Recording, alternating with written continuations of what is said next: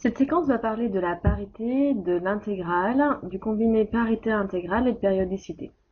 Parité d'une fonction. On cherche à savoir si une fonction est paire ou impaire. Si une fonction est paire, ça veut dire qu'elle est symétrique par rapport à l'axe des ordonnées. Par exemple, la fonction carré. Ici, on a bien une symétrie par rapport à l'axe des ordonnées. Une fonction peut être impaire. Dans ces cas-là, elle sera symétrique par rapport à 0. Par exemple, la fonction inverse, symétrique ici par rapport à l'origine. Produit et parité. Donc on va chercher à faire le produit f fois g, sachant par exemple que f est pair et que g est pair. Donc on assimile pair à plus et impair à moins. Donc si f est pair et que g est pair, lorsqu'on fait f fois g, plus fois plus va nous donner plus, donc la fonction sera paire. Si f est pair et que g est impair, plus fois moins va nous donner moins, donc f fois g sera impair. Et si f est impair et que g est impair, moins par moins, alors quand on va faire f fois g, elle sera paire.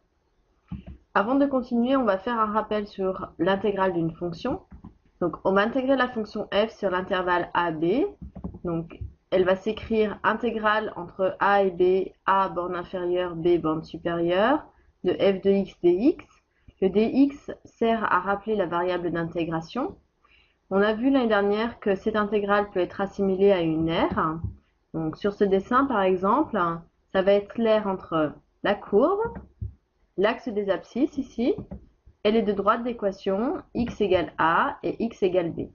C'est-à-dire que l'intégrale correspond à la partie qui est un petit peu grisée ici, qui s'appelle S.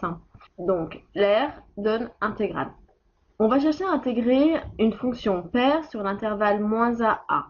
C'est-à-dire qu'on va pouvoir intégrer entre -a et a f de t dt. On s'aide d'un dessin.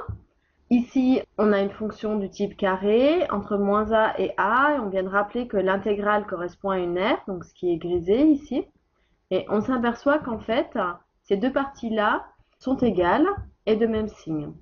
C'est-à-dire que si on considère juste la partie de droite, qui représente l'intégrale entre 0 et a de f de t dt, l'intérêt c'est que la borne inférieure est nulle, donc pour les calculs ce sera très intéressant, et on s'aperçoit que la partie de droite se retrouve à gauche.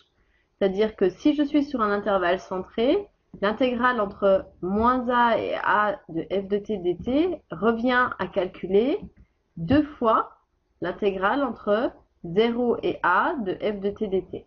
Propriété très importante, qui ne sera vrai que si l'intervalle ici est bien centré par rapport à 0. Sinon, il faudra calculer complètement l'intégrale. Même principe, mais cette fois-ci avec une fonction f qui sera impaire. On cherche à calculer l'intégrale entre -a et a de f de t dt. On s'aide d'un dessin. Par exemple, cette fonction-là est bien une fonction impaire, puisqu'elle est symétrique par rapport à 0.